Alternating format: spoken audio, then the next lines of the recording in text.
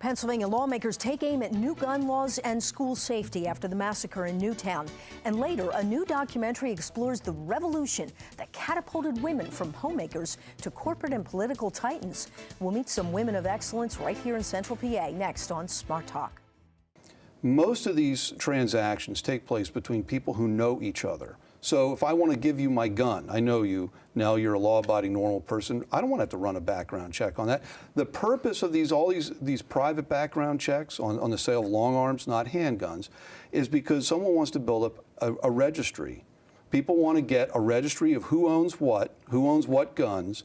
And as we've seen in Australia, in England, in Canada, where they just got rid of their registry and their background checks, it was used to confiscate guns from law-abiding citizens. Because the truth of this is that the gun prohibitionists want no one to own guns, period. And that's where this is going. Shira, I could hear you stopping at that. But there are a lot of folks who feel, as Josh does, true. that the government is keeping a registry, so one day they're going to come and confiscate the guns. I do believe that Josh believes that. But nobody is talking about that. And that is always what people in Josh's position. I listened. You can shake your head like I did, but let me finish.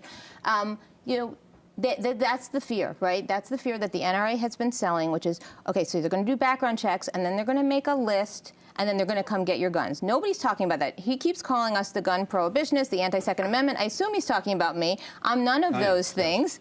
And so when he says we're not having an honest discussion, I'm being honest with you. But what I think the problem is that but then he'll turn around and say in the same breath, most of the people, law-abiding people, have background checks, and there is no list. There is no list. The chief can tell you in Pennsylvania or the United States of who owns guns, and there's not going to be such a list. Let me ask you this, though. Josh raised a point that Wayne LaPierre made as well, and it made me very uncomfortable as the mother of multiple children who are in schools.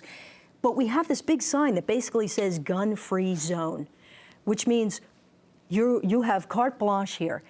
Does that trouble you? And is it time that every school in America have some kind of armed security guard? Well, I have school-age kids, too.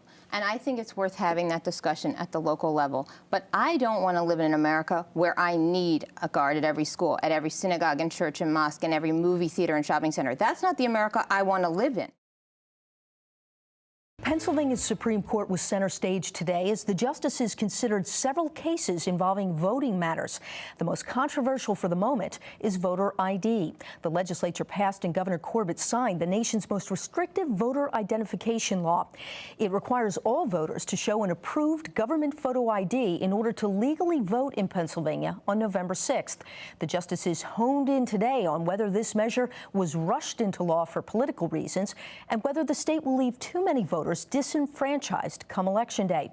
WITF-FM's State Capitol reporter Mary Wilson has background.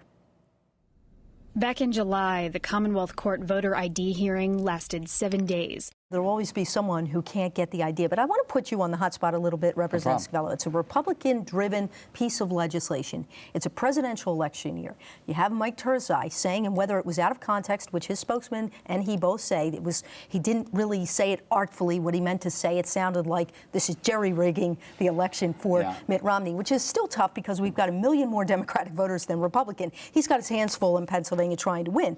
In any event, why the rush? Why do it now? And the justices asked this too. Couldn't this be spread out over a couple of years to make sure everybody has this ID? I can't think of any legislation that we've passed has had more of a 90-day or 180-day before it becomes enacted. And what we did do a trial run in the primary. First of all, there's a website, www.votespa.com. But there's also a public... And there's a toll-free number, which is 1-877-VOTES-PA. Okay, 1-877-VOTES-PA. There's also an ad. Let's show that ad real quick, which a public service announcement which lets people know, hey, this is coming and this is what you have to do. Let's take a look. If you care about this election. If you care about this election. If you have an opinion. If you want a voice. If you want a voice. If you want to make a difference. If you want to vote, then show it. Show it. Show it. Show it. To vote in Pennsylvania on Election Day, you need an acceptable photo ID with a valid expiration date. Learn more at 1-877-VOTES-PA or visit votespa.com. If you care about this country, it's time to show it. Ron, Representative Babette Josephs, a Democrat from Philadelphia, objected to this strongly, said you're questioning people's patriotism, and that doesn't seem fair. We were shocked when we heard that. There were more than a dozen of us that looked at this when it was produced, and we chose this firm for Red House Communications from Pittsburgh largely because we really like this spot. Just the opposite. We think it reinforces people's patriotism and tells them if you care about this country, you want to have a voice, show it by voting and show it by having your ID to vote. So Isn't this an example, though? This is a big deal, that you are changing the way people vote and what they have to bring. You have to have this public education campaign, and we're trying to get it all done in a fairly short amount of time. Will you concede that? I think we watered it down too much. I think it should have been just 2 IDs, either a PennDOT ID or a driver's license. I would have been firm on those 2 things. I think it got the House bill that we passed and sent over was a lot more stricter. We have a call right now from Claire in Carlisle. Claire, welcome to Smart Talk. And what's your question or comment tonight? I'm sorry. I'm sorry, what did you say? Oh, is this Claire from Carlisle? Yes, it is me from Carlisle. All right, well, great. It's great to have you with us tonight. And what is your question or comment for the panel? Well, I have comments. I mean, I've been voting for 40-plus years, and I got to tell you, I've shown my card. I'm from New York City, so I've been in the big machines, and I always show the card. Harrisburg Patriot News crime reporter Sarah Ganim burst onto the national stage with her investigation and breaking news coverage of the Jerry Sandusky child sex abuse scandal. It is indeed an honor to have her with us tonight in the Greenwald studio. And we'd like to hear from all of you. Share your thoughts on Sarah's award-winning investigative pieces in the future of local journalism. Call 1-800-729-7532. Email us at smarttalk@witf.org or post a comment to WITF's Facebook page. Well, how cool is this? The Pulitzer Prize. We have video of you from the announcement. You were all huddled around blackberries waiting for the announcement. And what's really struck me is you're standing there in these pink socks. Explain. Well, actually, I'm from Florida. I grew up there. I don't know why. I just don't really like to wear shoes while I'm working. Nothing really significant about this except when things started breaking and it was really crazy in November. Some of my colleagues got me socks as kind of like a support. You know, I'm running back and forth. I really don't have time to do laundry. And they were very colorful socks that I started to wear around the newsroom. And I just figured on Monday, you know, we're not going to do anything differently. We don't want to jinx anything. And it just became kind of a joke that apparently got a lot of attention because I've been getting a lot of Twitter messages about, you know, are you trying to start a trend with pink socks? And that wasn't the case. It was quite an accident, actually. Talk about that moment, because leading up to this, as we said, you had a whole list of awards, some of them major, some of them lesser known, let's put it that way. But to know that you had won a Pulitzer Prize, something that people aspire their whole careers to achieve, and so many great reporters have never won one, what was that moment like? To be honest with you, it was incredibly overwhelming. It's the kind of award that, you know, everyone across every medium has heard of because of the significance of it. And I think with, like a lot of elements to the story, I think what really makes that extra special is that it's bringing this national conversation, not only about local journalism, which obviously we're incredibly passionate about, but also about the story that led to this, and that was sex abuse. And I think it's something that we need to be talking about. We never had discussions, you know, what this might lead to, who could get fired, what we wanted to see happen. It was always a discussion about what's next, let's follow the facts, where have they led us, who should we talk to now? And we did not even see the firing of Graham Spanier and Joe Paterno as a potential. Take me to that night, though. You were up there when the board announced that they had fired Joe Paterno. And we've seen the footage of him outside his house. He and his wife came out and said they just did it over the phone. The riot ensued there. For you, knowing that your stories were the first ones to expose this, talk about the emotions of that. You know, that might have been the first night that week where I really had a moment to breathe and to let it hit me. Again, it was just the unexpected. It was almost the unthinkable. Within Pennsylvania, especially within that community, I never could have imagined that that was even a possibility, no matter how bad it got. Governor Tom Corbett says he spent the first 2 years in office laying the foundation to strengthen Pennsylvania. Well, if public opinion polls are to be believed, that foundation looks a little shaky. The latest Franklin and Marshall College poll released today shows Corbett with the lowest job approval rating of any governor in the history of the F&M poll. Just 1 in 4 voters gives him a thumbs up.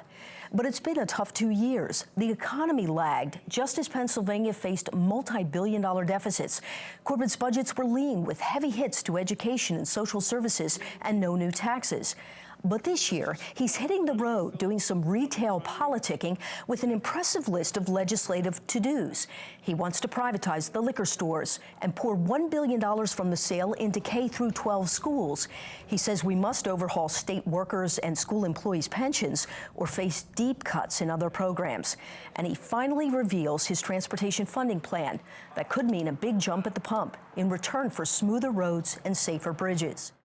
I think cutting education, as was done the first year, made it really difficult for school districts because a lot of those school districts did plan ahead. They put money aside to pay for the increased pension obligations, and instead they had to pay them now for to keep their teachers in the classroom. Where we are, Sharon, and let me tell you, if you were to look at the actuarial charts that I know Richard could show you, and you look at that, if we do nothing, they've said by 2018, I think it's $65 billion unfunded liability.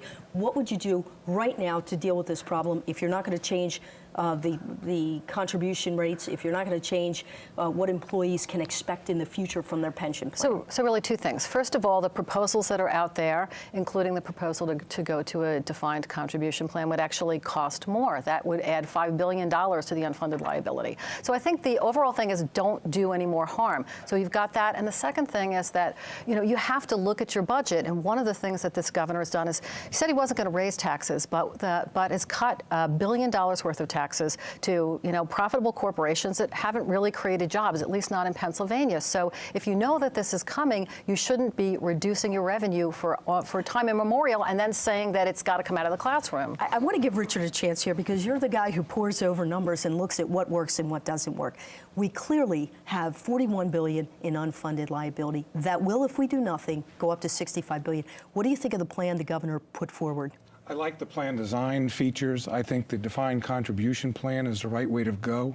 It's the norm within the private sector within Pennsylvania. Again, that takes the risk off the taxpayers. That's correct. And puts it onto the employee. That's correct. And there are issues with defined contribution plans, but they're manageable, and we all hope for a robust economy going forward. I also support what they're doing with the unearned benefits. The private sector has done that in case of affordability. Explain what you mean by unearned benefits. Well, these are benefits for people currently in the workforce. They've earned what they've earned, and this is future benefits for the current workforce. Okay, you believe that this is going to pass constitutional muster if they say to the current employees, both the state workers and the public school workers, we are now going to change the terms of the pension plan. You believe there's legal precedent for that? No, I'm not saying it's illegal. My point is it should be on the table.